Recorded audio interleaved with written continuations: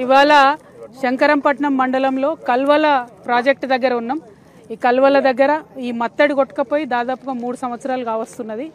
అంతకుముందు ఎన్నికల కన్నా కరెక్ట్ ముంగట మరి జీవో వచ్చింది, 70 కోట్లు శాంక్షన్ అయినాయి. కానీ అప్పటి నుంచి ఇప్పటి వరకు ప్రభుత్వం మారిపోవడంతో పనులు జరుగుతలేవు. నేను ఇక్కడ ఉండేటటువంటి 2 ఎమ్మెల్యేలని, హుజరాబాద్ ఎమ్మెల్యే గారిని అట్లానే మానకొండూరు ఎమ్మెల్యే గారిని కూడా నేను రిక్వెస్ట్ చేస్తున్నా. మానకొండూరులేమో మత్తడి ఉన్నది, పార్కమేమో హుజరాబాద్లో ఉన్నది. అందుకే ఈడ పని చేస్తే ఆయనకు పేరు వస్తుంది, ఆడ పని చేస్తే ఈయనకు పేరు వస్తుంది అన్న లొల్లితోని పని ఎవరు చేస్తలేరు. అట్లా కాకుండా దయచేసి 6,000 ఎకరాలు పారాలే.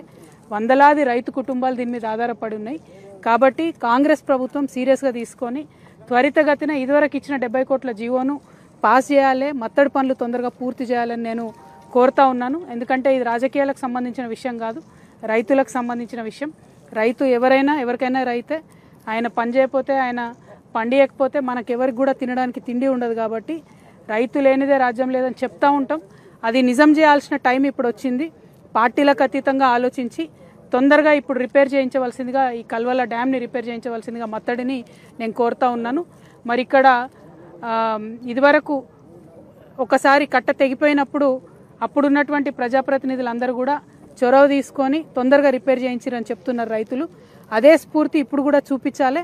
మరి ఇవాళ మొత్తం మొంతా తుఫాన్ వచ్చి మన తెలంగాణ అంతా కూడా పంటలన్నీ కూడా పడిపోయినటువంటి పరిస్థితి ఉన్నాయి. అట్లానే బండి సంజయ్ నగర్ మరి ఇక్కడ ఎంపీగా ఉన్నారు.